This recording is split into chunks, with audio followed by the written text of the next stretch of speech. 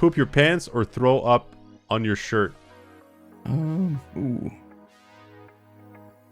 That's a tough one. That's the toughest one yet. I'm going to take throw up on my shirt, I guess. Yeah, I don't know. That's a tough one right there, It's man. a tough one because like you got the smell, you know, like if you throw up on your shirt, you got the smell coming up right, your nose. Yeah. If you and poop it's your more pants, visible. Yeah, it's more visible. If you poop your pants, you can just run to the bathroom. Like, and if it's winter, like it's like warms you up a bit, you know. It's not like, you know, it's not. You're warming me up to the idea of pooping my pants. Something I never thought I would say.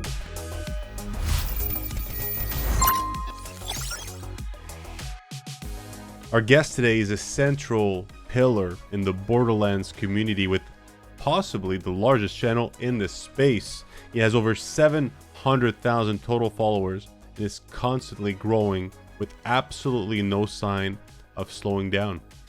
But YouTube and Twitch isn't the only thing he does. However, having recently organized a successful charity scavenger hunt to raise money at St. Jude's Children's Hospital, I'm excited to welcome what is our largest and most long-awaited guest to date, Ki11er Six. Welcome to the podcast. How are you? Doing great, man. Thanks for having me. It's an absolute pleasure. I'll call you Jay. That's okay. Cool. Yep, yeah? Perfect. Glad to have you on, Jay. And there's so many things I want to talk about today. And being a Borderlands fan myself, you know, I'm wondering, when did you get into Borderlands in the first place?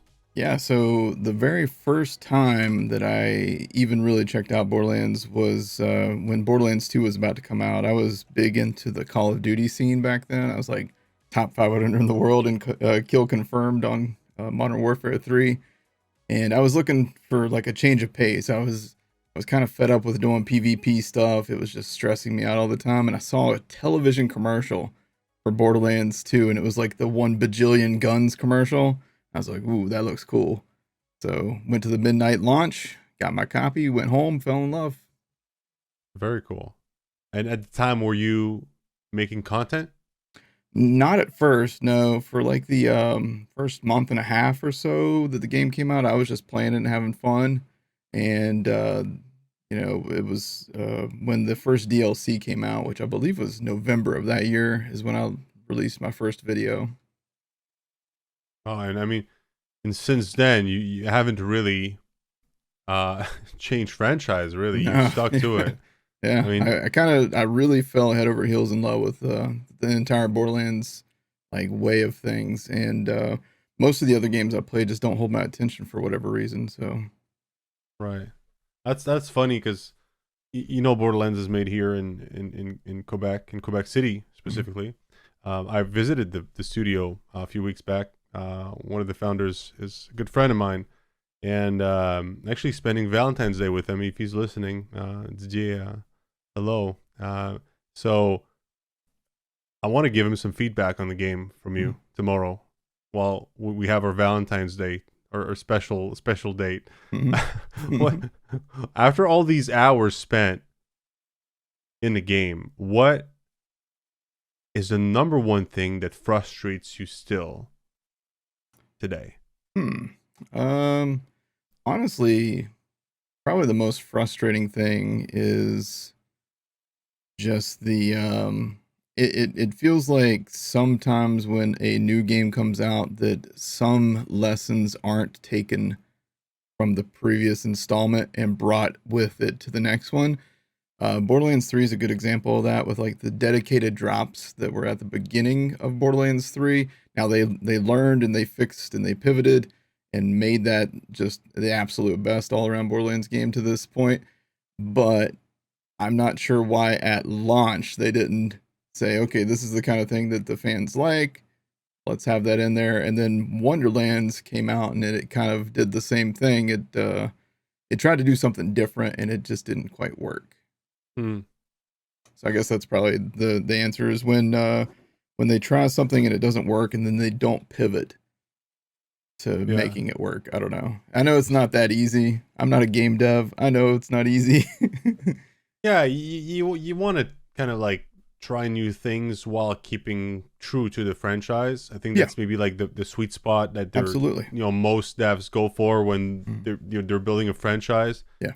as you said, is really. I mean, I wouldn't like. It's hard to do. It's very hard to do. It's something that managing expectations as well, right? Hmm. From a game, like because everybody wants to relive their first experience playing that game for the Oh first yeah, time, but it's never going to happen. So in many ways, it's like an unrealistic expectation in some oh yeah, cases, right? And absolutely. so that's why they want to bring new features in the game. Hmm.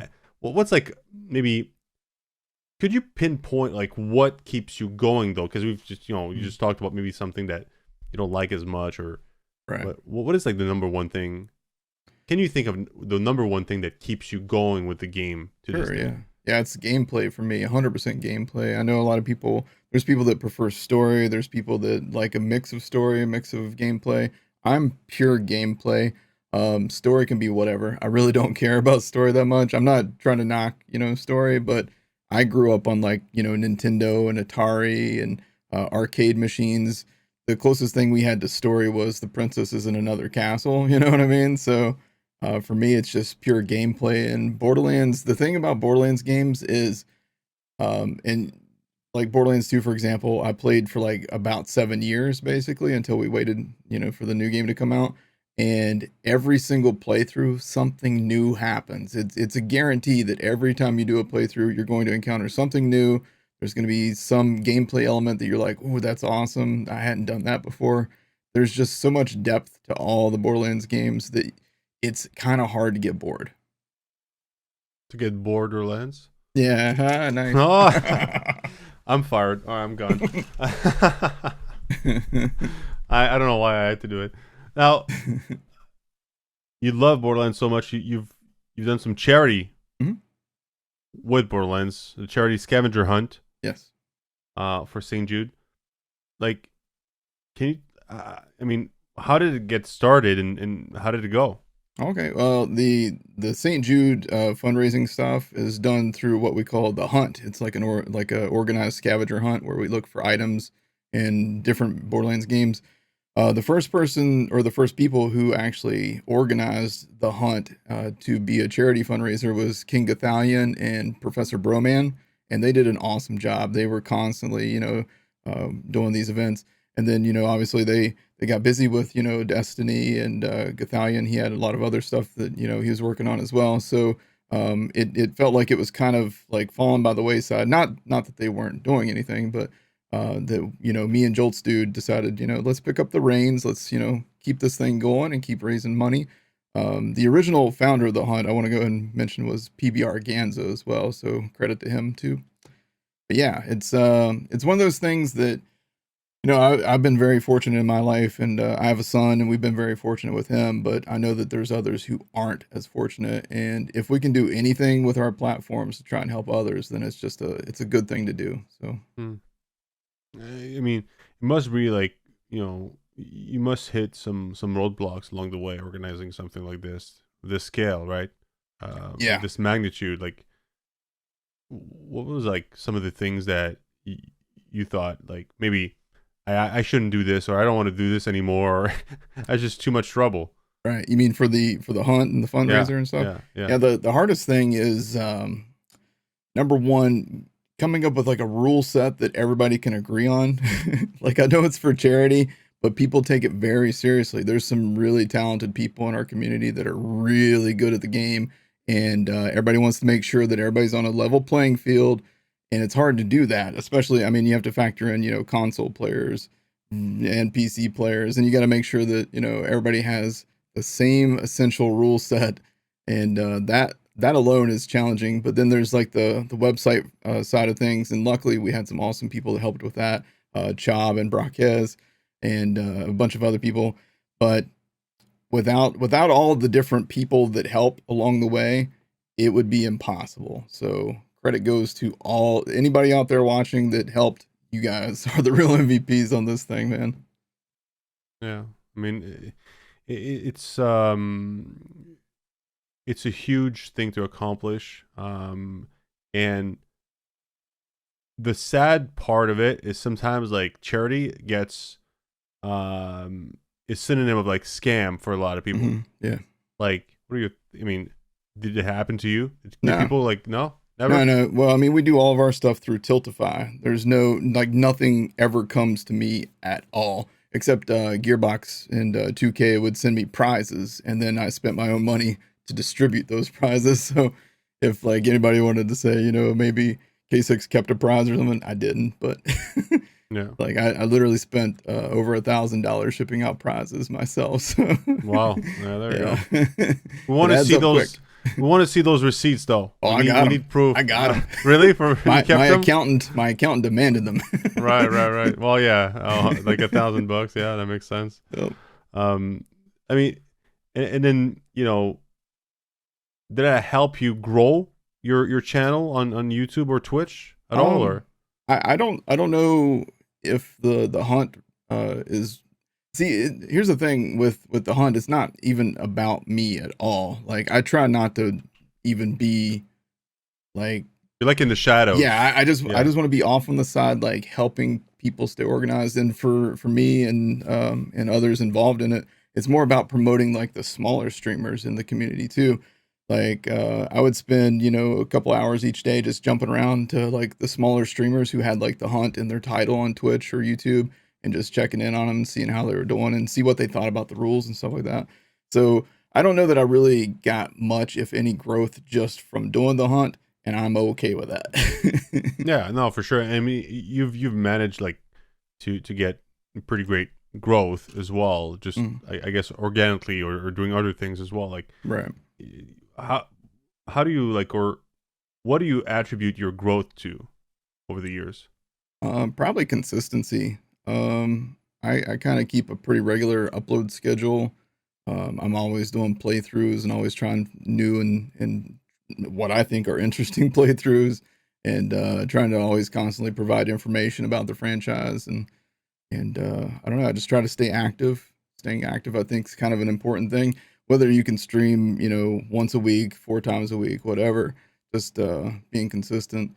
And luckily, I found, my niche with this game, because not everybody can do that. Not everybody can be like, well, I'm just going to play Borderlands, make it work. So I've been very, very lucky in that regard. So the answer is yes. I love them both.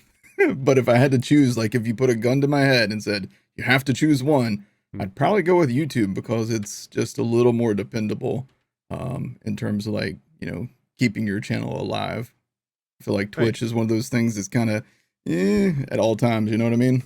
Yeah, for sure. And I mean, you have 500,000 followers on YouTube, which is over double what you got on Twitch as well, right? So the community is there both, on both platforms. Let's be honest, but I guess maybe the numbers come more naturally, or on YouTube when you post videos. Is that a fair? It's definitely more consistent with regards to viewership and with regards to staying afloat financially.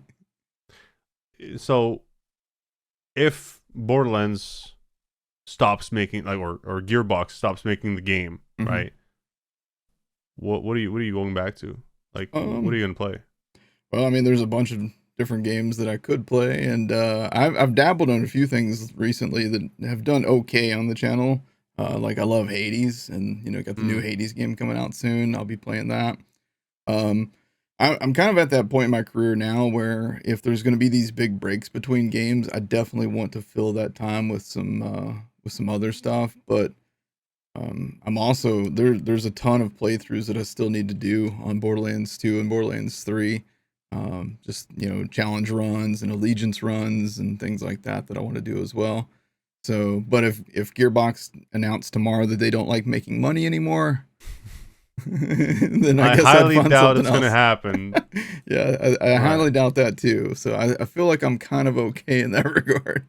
But I mean, Borderlands, don't get me wrong, it's a great game, and I do agree with you. Like, it doesn't really get old, Right. But streaming, and I guess being forced, I've been done some content creation myself. I can understand like having that feeling of being forced to play a game over and over and over, right? Because like you love it, rightly so, but some days you wake up, you're like, I don't feel like it, but you got that pressure of like your audience waiting for you to, or your community to waiting for you to play. Like, how do you deal with that?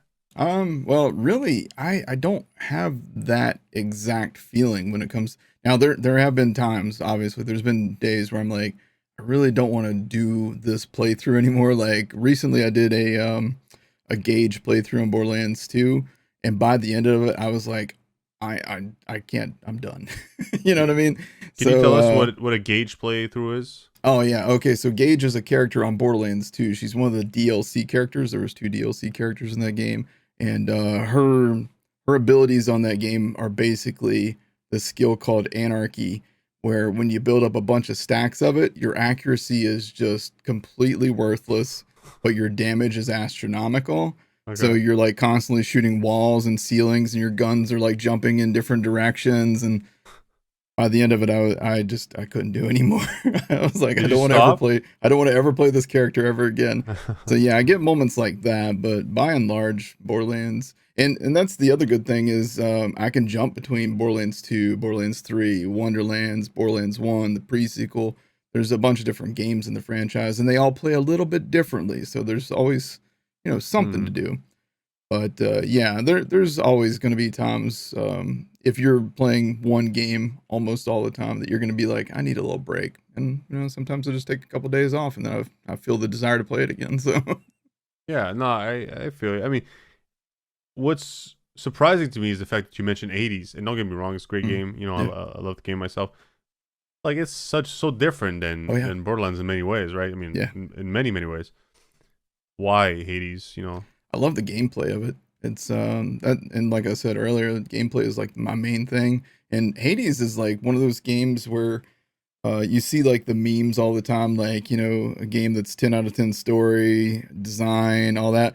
And Hades is like, in my opinion, the only game I've ever played where I'm like, everything's a 10 for me.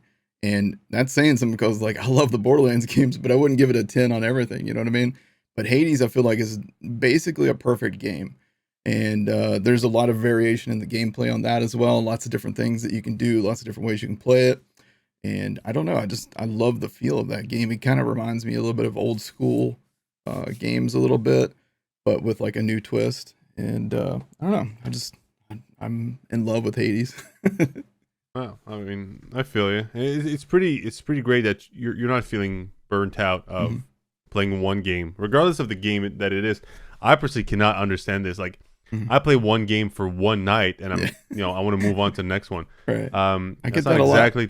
Yeah, but that's not exactly true. Like, I'm exaggerating, of course, but still, for me to finish a game, I really gotta get like, they need to grab me and keep me, and like, Hmm. I gotta be like really into that story or into that gameplay, Hmm. especially repetitive games, because you know you're mentioning Borderlands, it is Hmm. somewhat repetitive. Oh yeah. Hades, same thing, right? Hmm. It's the nature of the genre. Right. So I enjoy it, but like Hades, I probably spent I don't know 20 hours. Not gonna Hmm. spend 200 hours. That's just a personal thing. Right. So, but you're able to not get burnt out. Hmm. You talked about consistency, which means you're playing, like, you're generating content regularly on a regular basis for the same game. Isn't that like the number one best formula to grow on Twitch and YouTube? I don't know if playing the same game is or not anymore. I know that it was when I started out. I feel like probably variety streaming and variety content creation is probably better if you're like just now starting out as a streamer. I would say probably you should diversify. You should play as many things as possible as long as you enjoy playing those things. I don't know if just sticking to one game is viable anymore for most people. I've kind of locked into that. You know what I mean? Yeah. Does it affect like your creativity of doing the same game over and over? On Twitch is one thing, but on Mhm. YouTube, for example, like in terms of like editing and finding like new ideas for playthroughs and whatnot, like Right. you scratch your head sometimes, be like, what am I gonna do now? Eh? Um, a little bit, but not that much actually. Again, with Borderlands, there's, I don't know if you're familiar with the term allegiance run. It's where you can only use a certain manufacturer of weapons, Hmm. for example. So, like currently, I'm on a Hyperion allegiance run with the character Flak. So, if you like make a chart for all the different manufacturers and then all the different characters, there's like a bunch of things to do just based on the manufacturer stuff. and then you got, SMG only playthrough for each of the characters, and you got sniper playthrough. So like there's always something to do. It would take me probably 2 years to like complete all the playthroughs just based on those pieces of criteria. And then there's other challenge runs and things like that. One life playthrough where if you die, you have to start over. So lots to do. Lots to do. Do you remember like your favorite playthrough ever? Is that? Yeah, it just happened actually. It was really recent. Yeah, Jacob's Zane. I only was able to use Jacob's weapon, which is my favorite manufacturer. They're like the old Western pistols and snipers, bolt action. But in Borderlands 3, you also have like a crank action assault rifle and things like that. And like that playthrough was just so much fun, like beginning to end, like, and I had the craziest luck all the way through it as well. Like I kept getting like all the best drops all the time. So that one was a really fun playthrough. That's seems fun actually. I don't know if I would do those types of runs because I'm, I haven't played enough of it. Yeah, exactly. But I would certainly like to watch you play those runs. Yeah. Or do those runs. So the current state of YouTube and Twitch, you being on both, going back to that topic a little bit, with the rise of TikTok, are you familiar with TikTok? How familiar are you with TikTok? I've heard of it. Okay. Right? Is that it? No, I have a TikTok account. I just never post on it. Okay. Where do you see like YouTube and Twitch like in 5 years time? Yeah, see, I don't know. Here, like, it's hard for me to imagine people doing things like TikTok and stories and Instagram stuff and like this portrait mode video stuff as a means to make a living doing this kind of content, because it just doesn't seem like there'd be that much money in it, and you'd have to like post 3 or 4 of those a day to like make even, half of what you'd make by posting one 10-minute long video on YouTube, I would think. So I don't know. I don't see traditional videos going away, but it's one of those things that, again, you need to diversify. Me streaming on Twitch and then posting on YouTube, one of the things that would be a natural thing that I should do in addition to that is also be posting out the short form content. And that's taken me a little while to get the hang of that. So if anybody's starting out, make sure you do all those things. try and do them all. Just a lot of time though. But like, do you think like Twitch will evolve from its current state moving forward? I don't know, man. Twitch has been kind of dragging its feet on everything. It feels like there's no discoverability really on Twitch, other than if you manage to land on front page, and that's like a crapshoot. It seems like there's no rhyme or reason most of the time for front page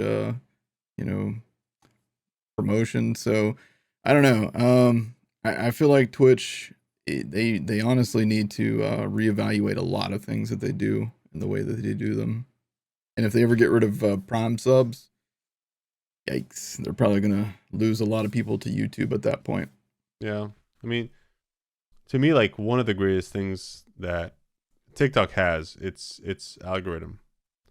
And just 1 week I'd be like redesigning my apartment, and I would spend a bit more time like scrolling through these interior design TikToks, for example, and just TikTok would pick that up and show me more of these, and like in the next week is something else, and the next month is something else. It's always evolving depending on how you use their content, right? Because it's theirs at the end of the day, right?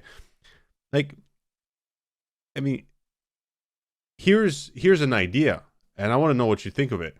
Like, Twitch, people spend time on Twitch. Twitch must know what their users are doing.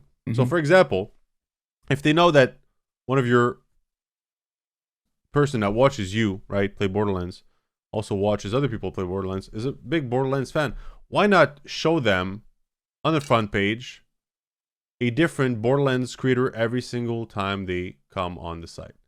Look at what the user likes to watch instead of like, because it's just random. It's like, oh, we're gonna give you front page. Here's a chess player. Here's a dancer. Here's a musician. Here's a Borderlands streamer.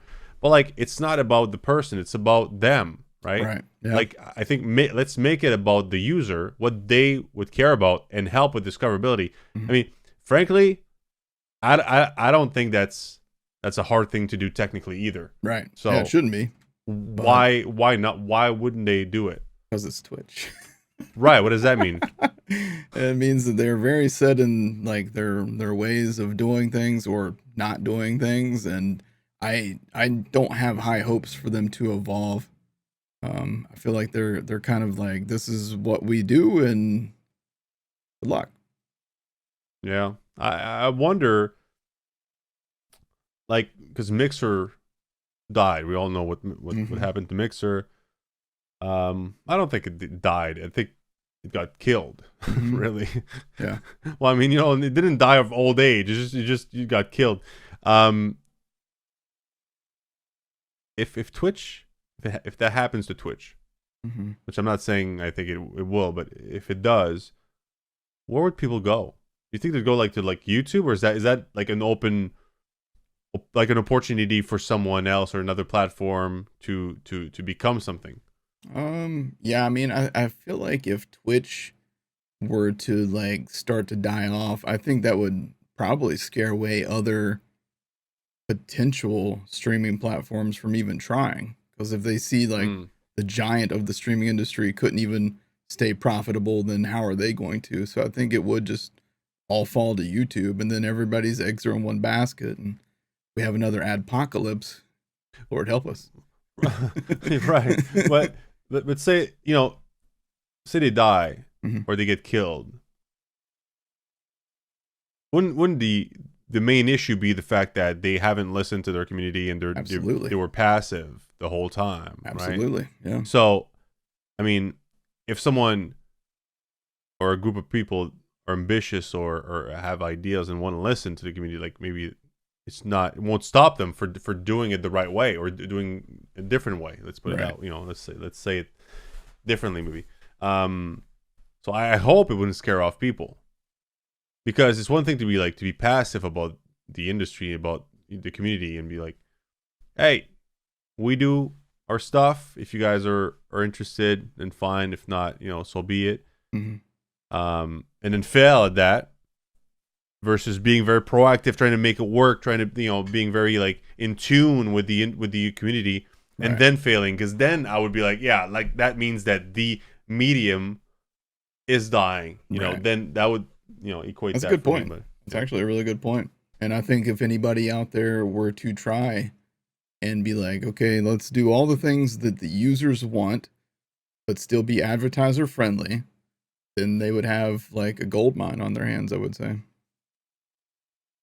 It would be very difficult though, of course, because we've seen it. Like people are still on Twitch. Oh yeah.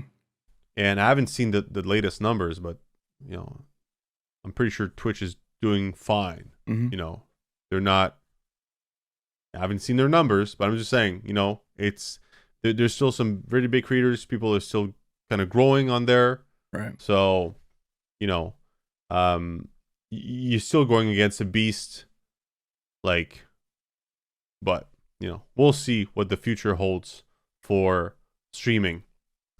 I know TikTok has been pushing streaming quite a bit. So, yep, we'll see what happens.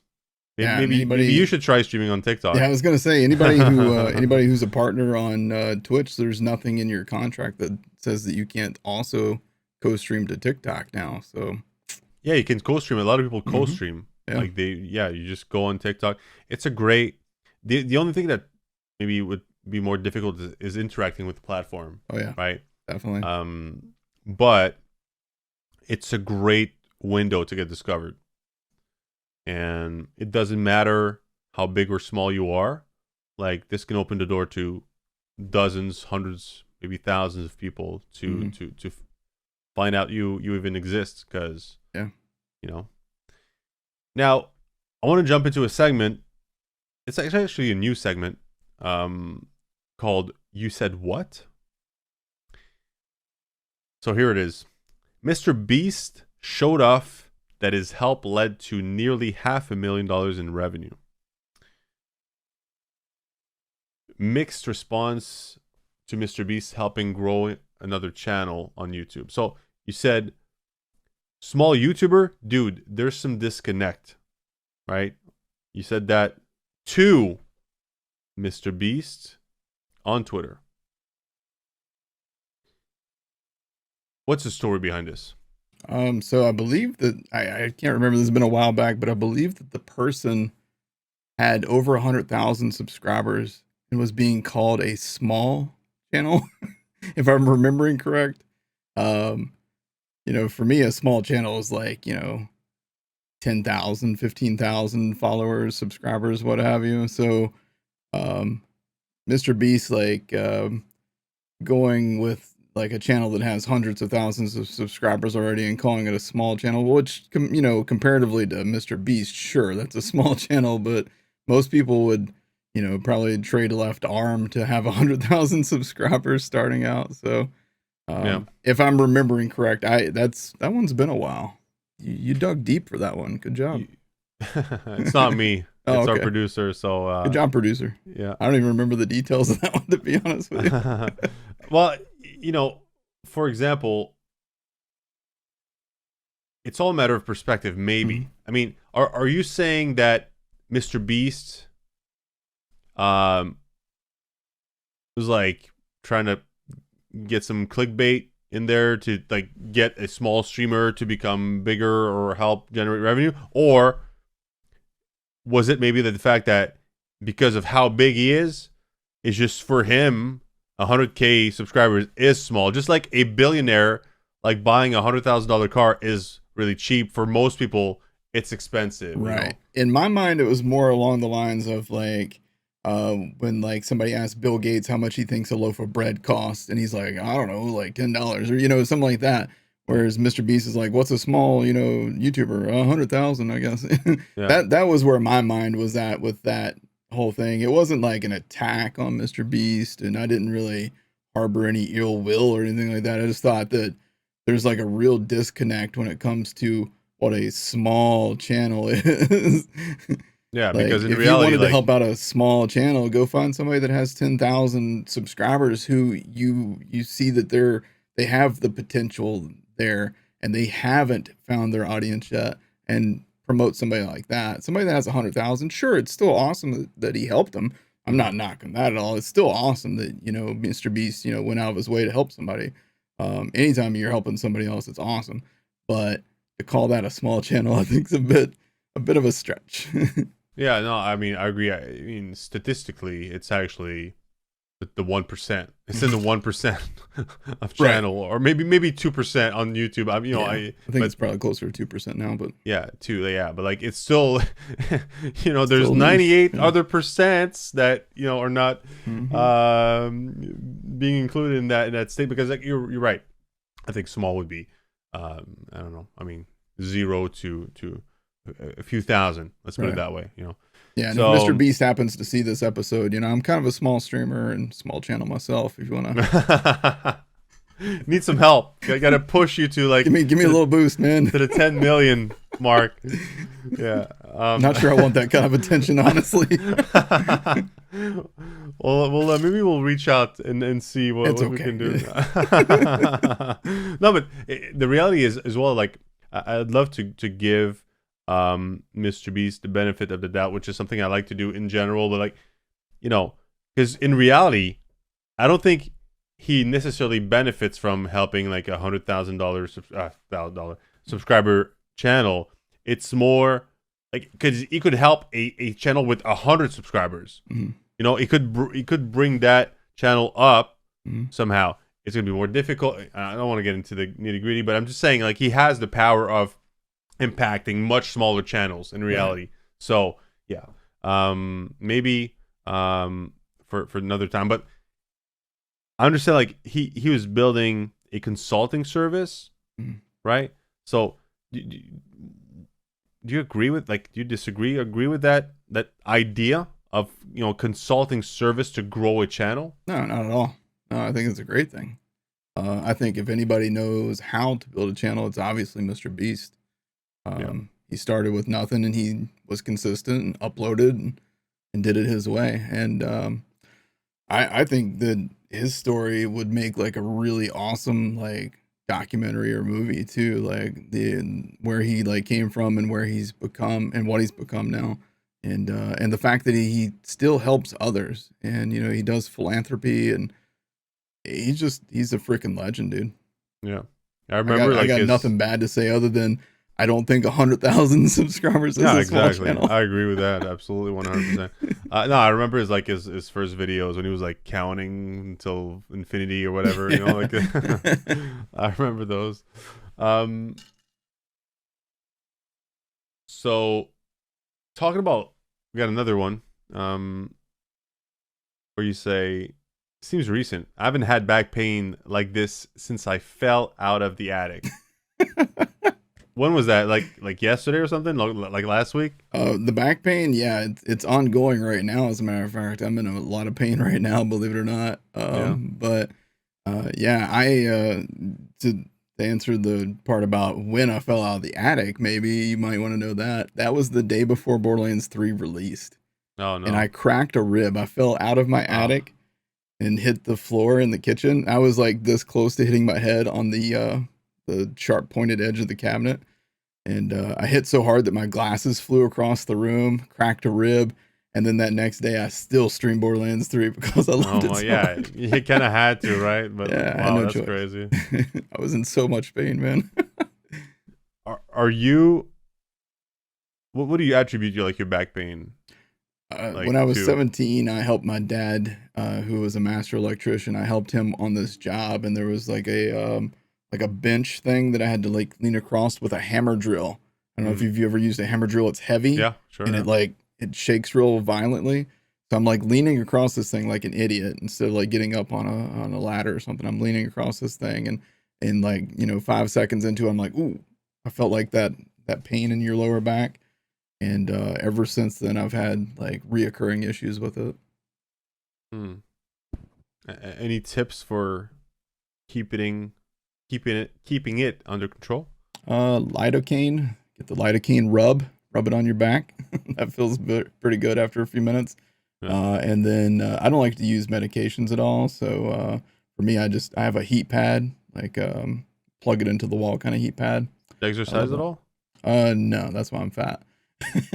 But no, if you exercise, that would probably help as well because I've got a Yeah. bit of a gut, and I'm sure that's not helping with the Well, I mean, situation. especially like back muscles. To me, Mhm, like because I have on and off back pain as well, mhm, and I started rowing actually, nice. and it's really good for the back. It's good for many muscle groups, but very good Oh, for the yeah. back. And so when I started rowing, my back pain went away. Mhm, And what's funny is that, and it might be coincidental, but sometimes that, like for example, I would feel uh, sick. I would get like a cold or something, or like the flu or whatever, or COVID.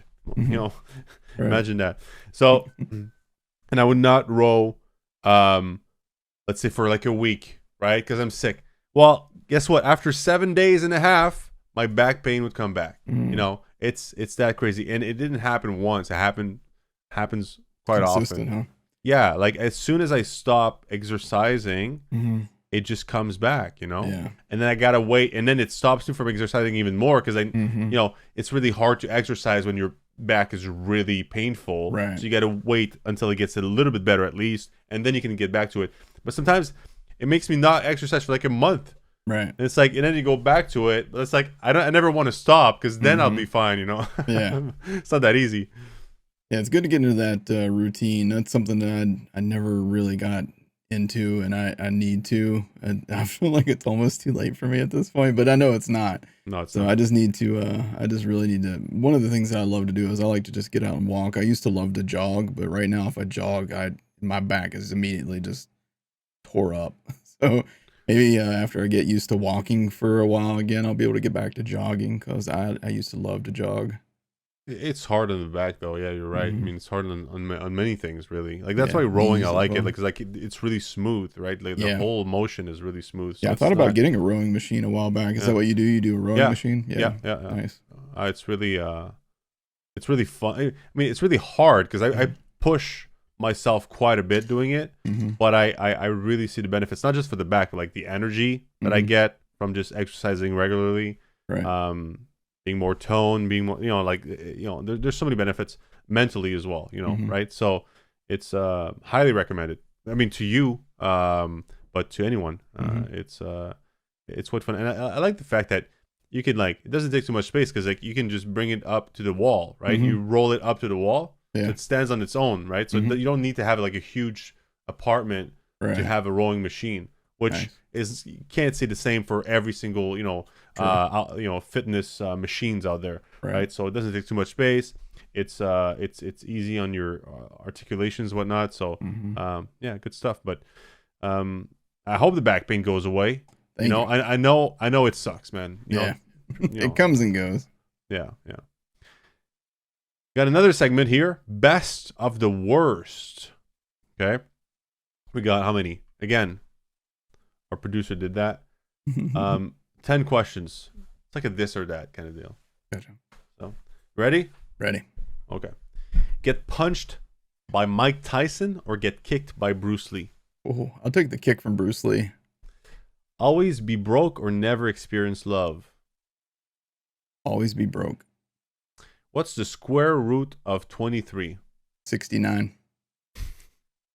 Correct. Live down north or up south?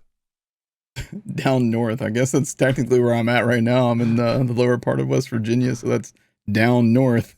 Right. It's true. Have a big butt or big head? Big butt. Never speak again or speak all your thoughts out loud? Speak all my thoughts out loud. I'm pretty honest. Share a room with R. Kelly or 20 venomous snakes? I'll take the snakes, man. Always have to drop an F-bomb every sentence or spit every time you speak? I already do the F-bomb, so I'll stick with that one. Poop your pants or throw up on your shirt? Ooh. That's a tough one. That's the toughest one yet. I'm going to take throw up on my shirt, I guess. Yeah, I don't know. That's a tough one right there, it's man. It's a tough one because like you got the smell, like if you throw up on your shirt, you got the smell coming up your nose. Yeah. If you poop your pants, visible. Yeah, it's more visible. If you poop your pants, you can just run to the bathroom. Like, and if it's winter, like it's like warms you up a bit. It's not like it's all not. Right. You're warming me up to the idea of pooping my pants. Something I never thought I would say. Last one we got. Maybe an even harder one, frankly. Borderlands 2 or Borderlands 3? Not hard at all for me. Borderlands 3 all day. Yeah, there we go. Thanks for playing. It's an absolute pleasure to have had you today on the podcast.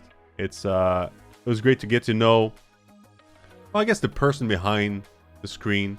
Even for people that know you, people that maybe don't know you as much, I invite them all to get to know you more by finding you on YouTube, Twitch, Twitter, TikTok. I like to say TikTok soon, ? I'm on there if you want to find me. But... Right? Guys, just Ki11er Six. It's Ki11ERSIX. All right? The 2 L's are 1s everywhere on all these platforms. Thank you, Jay. An absolute pleasure. Thank you. Again. And we'll see you guys next week with another episode of Streamforge Radio. Thanks for listening.